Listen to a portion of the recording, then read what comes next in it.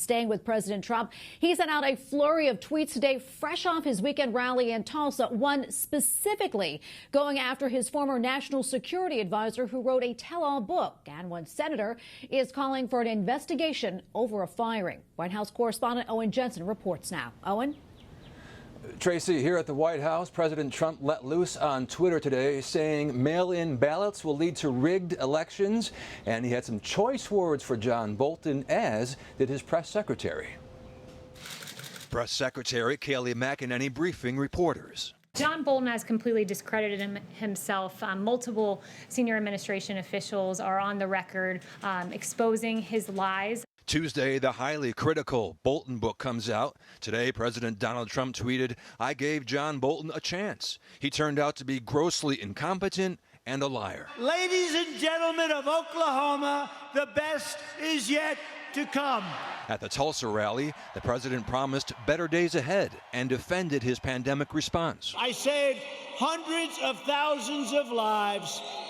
We don't ever get even a mention. He also went after his opponents. The left is trying to do everything they can to stop us. Every hour of every day, including even violence and mayhem, they'll do anything they can to stop us. Meanwhile, calls for investigations into the firing of U.S. Attorney Jeffrey Berman, who investigated several Trump associates.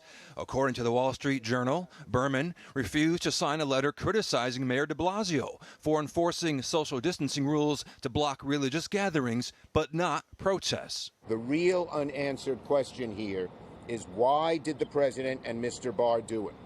No reason was given why Mr. Berman was fired. Finally, for reporters heading on to the White House complex this morning, no more health-related questions before entering. The White House says, in conjunction with Washington, D.C., entering Phase 2 today, the White House is scaling back complex-wide temperature checks.